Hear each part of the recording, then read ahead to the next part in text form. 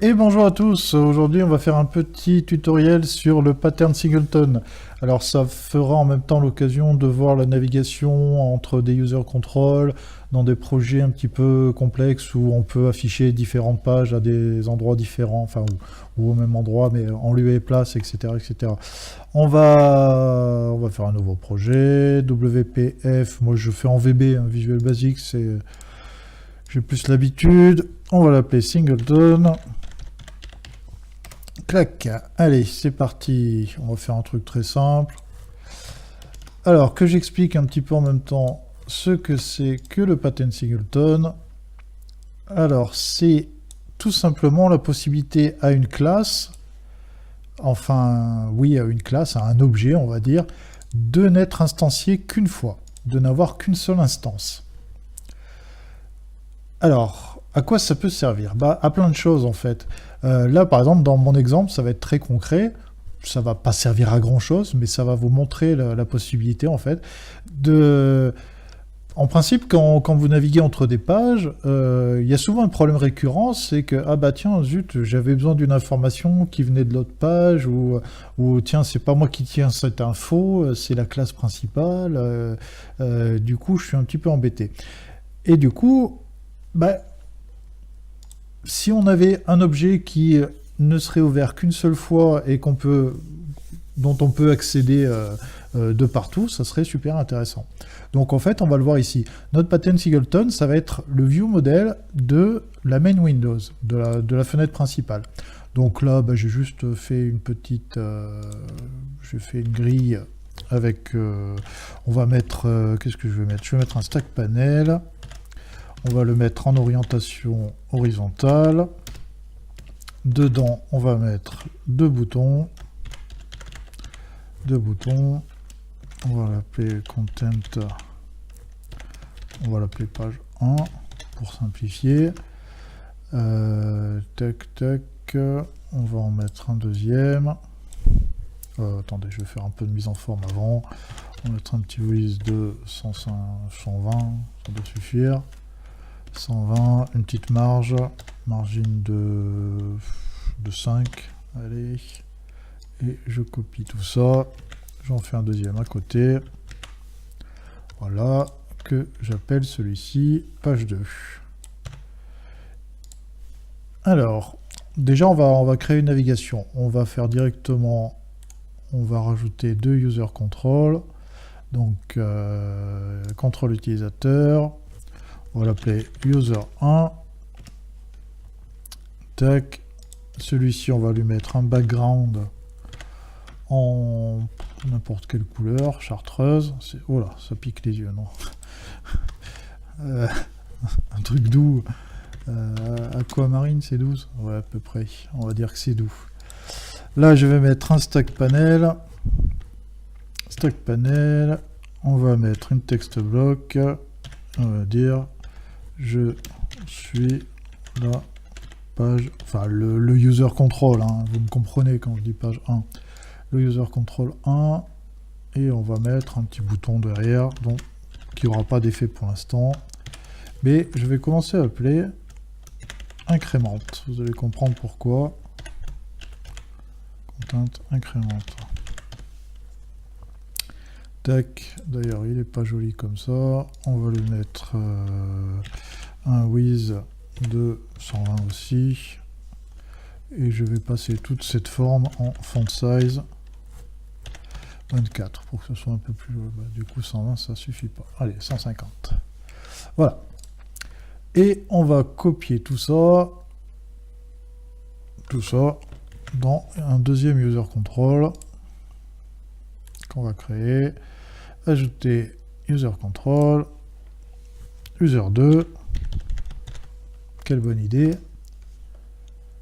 et on prend tout ça, on le modifie là, je vais faire un font size là aussi, histoire que ce soit plus grand, font size de 24, et je suis la page 2, et un background, bon, quoique pas de background sur celui-là, à la limite, c'est pas très gênant.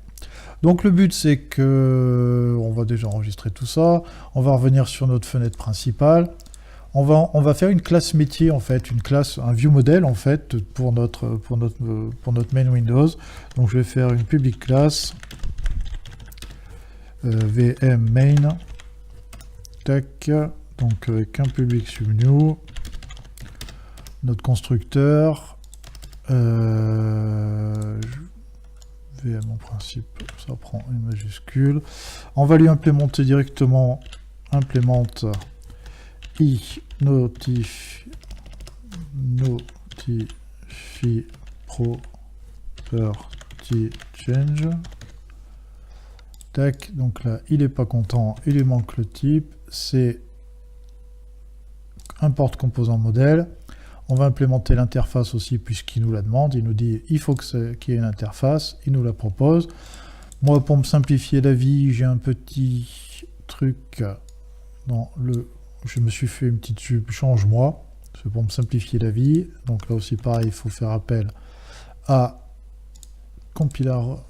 System Runtime Compiler Services pour avoir ça, pour avoir le color member name. Et ça permet d'être beaucoup plus rapide quand on fait une propriété. Par exemple, je fais une propriété ncount as integer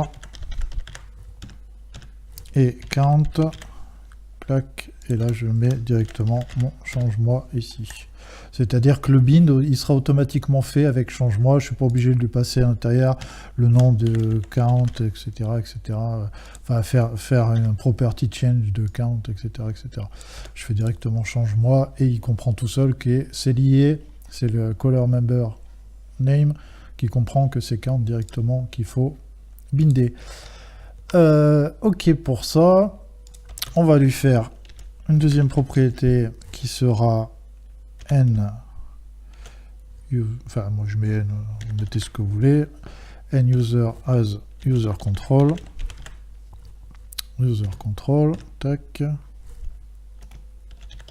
user, voilà, et idem, mon change-moi ici, change-moi. Voilà, j'ai déjà toute ma logique de prête, et on va faire tout simplement, maintenant on va commencer à lui dire dim vm as vm main, tac, on va faire un public sub new, histoire de dire tu démarres et tu vas charger ton vieux modèle. Bon, tout ça, c'est des choses que peut-être vous avez déjà l'habitude de faire. Je réinvente un peu la roue. VM est égal à new VM et mi data context est égal à VM. Voilà. Du coup, là, je vais peut-être rajouter un troisième bouton d'incrémentation aussi. On va dire incrémente, on va dire plus, on comprendra que c'est de l'incrémentation. Et on va rajouter encore un petit texte, texte bloc, tac. À l'intérieur, je vais mettre deux valeurs, donc je vais mettre des run. Donc run, on va passer ici, run texte, ton texte à toi c'est compteur, count, deux points, et on va en faire un deuxième. Comment je l'ai appelé? Count, bah oui, tiens, c'est très simple. Je suis très inspiré. Donc là, c'est un binding. Donc, binding, count. Celui-ci, je vais le passer en très gros. Font size 32. Et tout le texte bloc, il sera en vertical alignement. Center. Voilà. Tac. Donc là, si je commence à mettre dans, par exemple, je lui dis count est égal à 0. Hop, 0. Si je démarre mon projet, j'ai bien 0 qui est marqué ici. Et je vais faire tout de suite une logique d'incrémentation de compteur. Donc mes propriétés sont là, je ne vais pas faire de région, mais on va dissocier. Public sub incrémente. Pas de valeur. Et on lui dit juste count plus égale 1 pour lui dire d'incrémenter tout ça. Et je vais dans ma classe principale ici, je vais rajouter un événement à ce bouton. Donc clic, nouveau gestionnaire d'événements, je raffiche le code. Et là, vm.incrémente. Tac. Ce qui fait que là, tout de suite, sur mon modèle, je suis bindé et j'ai bien une incrémentation qui se fait ici. Voilà. Par contre, maintenant, mes users, je veux aussi incrémenter là. Et c'est là où se pose un petit peu le problème, c'est que mon view modèle de ma forme VM, enfin de mon VM, là j'ai pas de view modèle, mais je pourrais très bien avoir toute une logique métier derrière. Admettons, je sais pas moi, on pourrait être sur la page des vendeurs, ou une page de facturation, ou une page, je sais pas moi, de création d'articles, ou de création de clients, ou de savoir quoi, ou je ne sais trop quoi. Mais bon. Donc elle peut tout à fait avoir sa propre logique métier, son propre view model qui lui est attribué. Je pourrais très bien avoir mon propre public class ici, VM user 2, et puis utiliser une classe métier avec ça. Mais du coup, comment je fais si je voulais vraiment incrémenter ce compteur-là, qui fait partie du view model 1, enfin du premier view model, par d'autres? Et ben c'est là où ça commence à devenir problématique. Et c'est souvent des petites choses, on s'aperçoit dès qu'on commence à coder, on se dit, bah tiens, du coup, ça, je vais le mettre sur une autre page, ou alors ça, pour me simplifier la vie, tac, je le passe. Enfin, je le dégage sur une autre page, mais zut, il y a une information qui était pertinente et qui était intéressante dans la première page, et du coup, comment j'y accède? Je l'ai plus à ce moment-là. Déjà, je vais finir avec ma logique de changer, enfin de mettre mes pages. Donc, on va faire aussi un truc qui va nous permettre de naviguer. On va faire une public sub affiche. Et je vais lui mettre un paramètre page as. Non, peut-être pas page. Si. As string. On va le faire très simple, hein, vous allez voir. On va le faire très simple. Page 1, je vais lui donner un tag qui est 1, très inspiré. Et là, un tag qui est 2. Donc comme les tags, en fait, ce sont des strings, des chaînes de caractères, c'est pour ça que je le passe comme ça. Ce qui fait que, pardon, là, si je donne un événement, je vais pouvoir utiliser le même événement pour les deux, en fait. Je vais l'appeler, je vais donner un nom, histoire de changer le nom du clic, en fait. Name btn page. Btn page, comme ça, clic.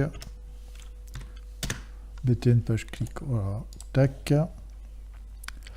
Donc btn page clic, là, j'ai plus qu'à faire vm point affiche. Et donc, comment sender tag? Je ne l'ai pas, hein, c'est logique, puisque ça, c'est un objet. Donc là, à la limite, on pourrait remplacer ça par bouton. Le sender, c'est un bouton, on le sait, hein, on sait pertinemment que le sender, c'est un bouton. Et je peux même avoir exactement la même logique ici, c'est-à-dire, tac, copier ça ici. C'est-à-dire que les deux boutons ont exactement le même événement. La seule référence qui change, c'est le tag qui est ici 1 et là 2. Et comme, de toute façon, il va passer au sender, il sait que c'est un bouton, VM affiche, sender tag. Et donc, dans affiche, on va lui faire un select case 1. Select case, pardon, page, tac, K1, case 2. Voilà. Et ici, on va lui dire, donc, comment je l'appelais, c'est user,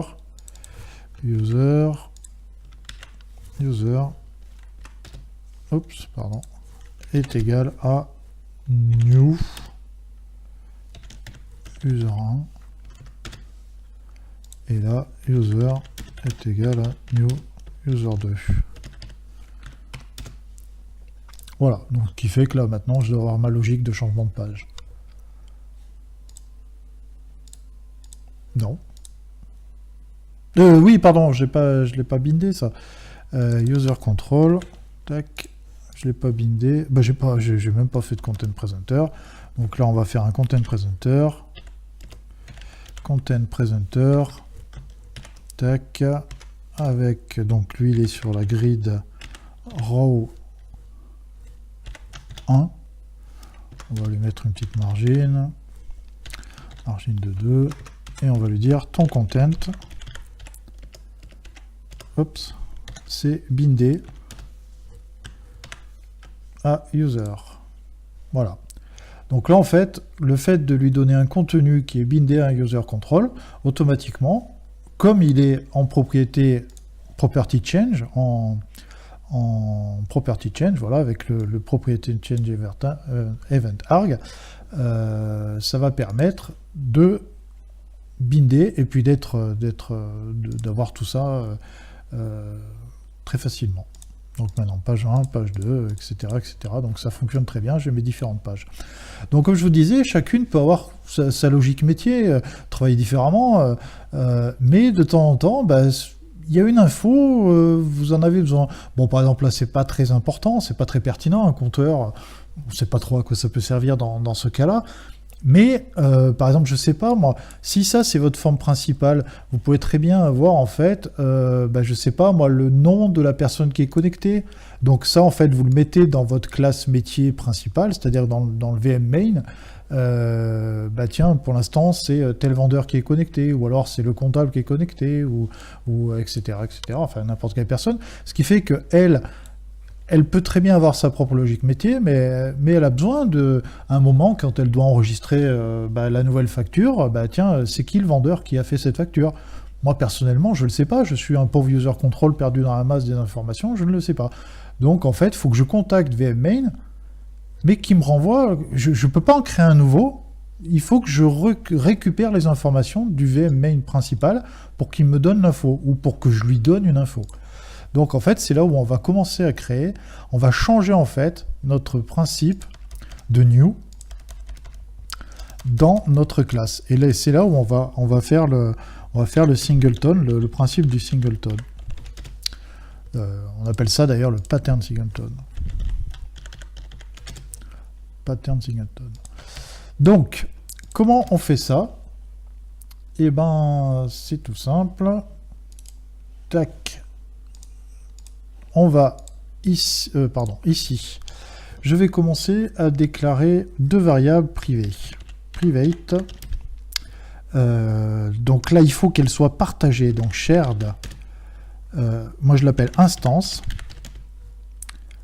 As, donc là on va dire que c'est notre vmain. Et pour l'instant, c'est égal à nothing au démarrage. Ensuite, une deuxième, private, shared aussi. Celle-ci en plus est en lecture seule. mylock, je l'appelle toujours comme ça, et c'est un objet. New object. New object. Tac. Vous allez comprendre ce qu'on va faire. Et là, je vais faire une méthode qui va aller venir renvoyer en fait directement le viewModel. Donc c'est une partagée, shared, fonction, getInstance. Moi je l'appelle comme ça, c'est plus simple, comme ça je la retrouve toujours. Elle n'a pas de paramètres et ça renvoie directement un vmain. Tac. Il me manque quelque chose. Je disais, j'ai plus d'intelligence. Ça me paraissait bizarre. Alors, elle nous renverra un vmain. Donc là, comment on va faire pour bloquer, en fait, pour lui dire, tu me renverras toujours le même vmain. Donc, on va faire la fonction synlock. C'est directement un mot-clé que vous avez. On va aller chercher mylock.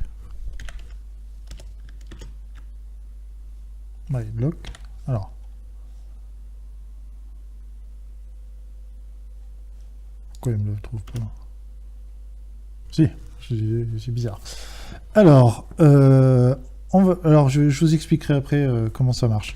If instance est égal à nothing,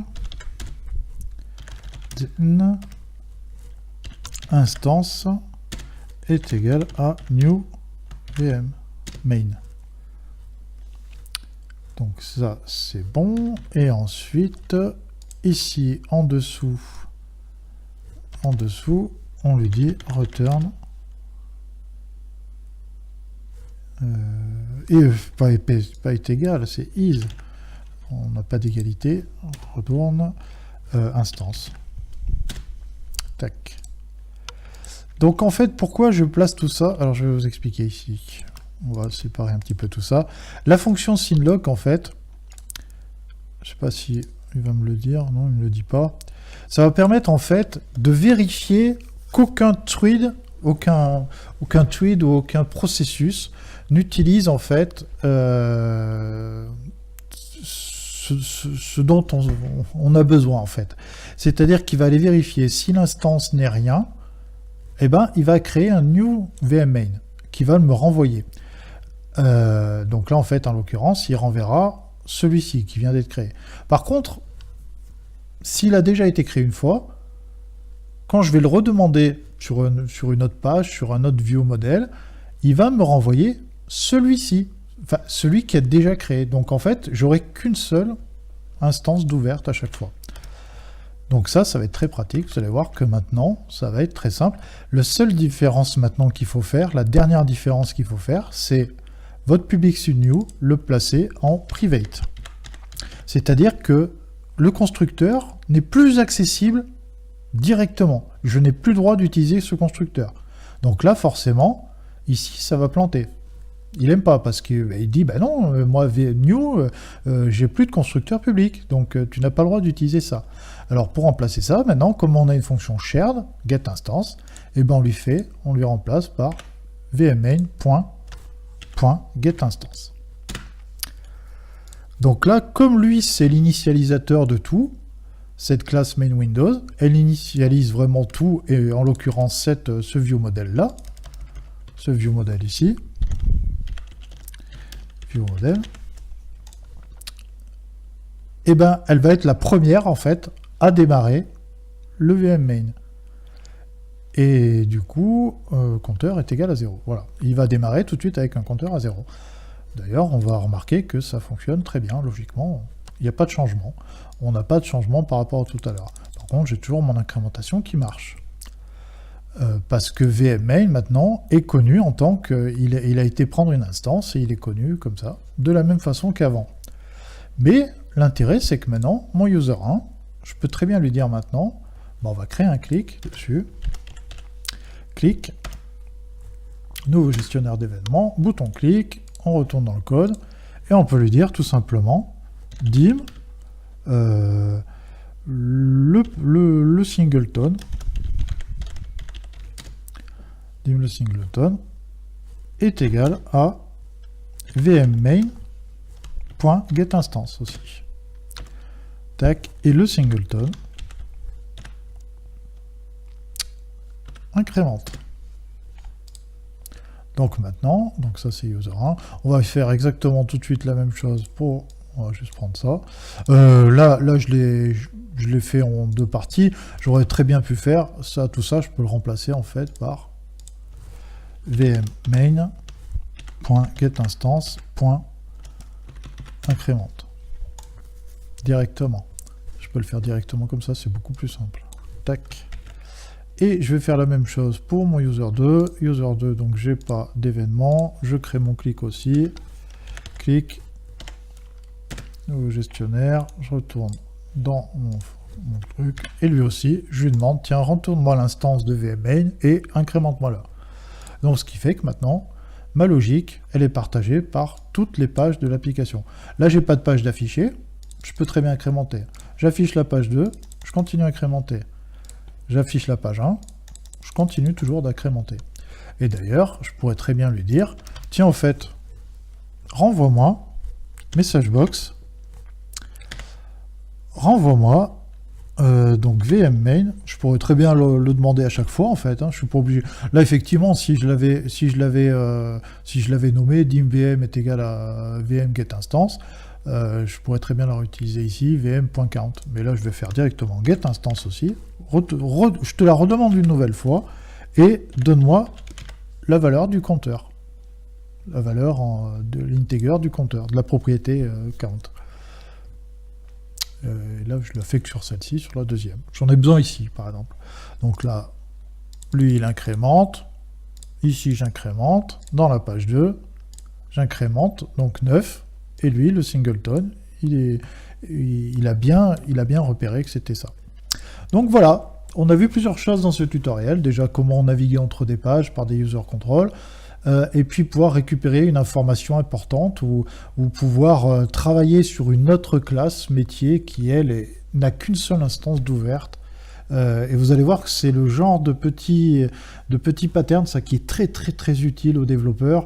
On l'utilise très souvent. Moi, personnellement, dans mes projets, j'utilise beaucoup ce principe-là, où j'utilise en fait j'appelle ça en fait la starter class, en fait.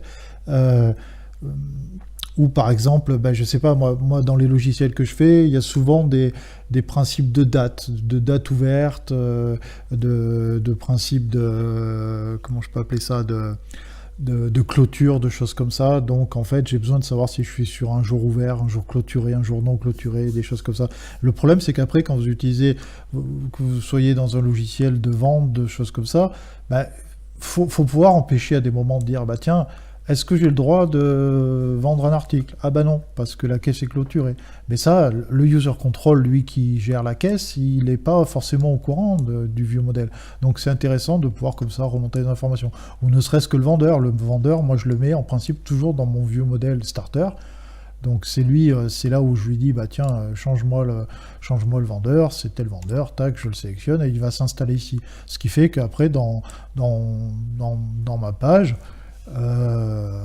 pareil, j'émets une facture, ou j'émets une note, ou une vente, ou un devis. Tiens, en fait, qui c'est qui vient de me faire? C'est tel vendeur. Ok, je le sais. J'ai l'info. Voilà, c'est des choses qui sont très, très, très, très intéressantes. Et puis même, voilà, moi personnellement, les principes de compteur, j'en ai aucune utilité, mais c'était pour vous montrer, quoi. C'était une façon simple de montrer l'implémentation. Voilà. J'espère que ça vous aidera un petit peu dans vos projets, et puis on verra sur d'autres tutoriels ce qu'on fera. Allez, à la prochaine, allez, ciao, ciao.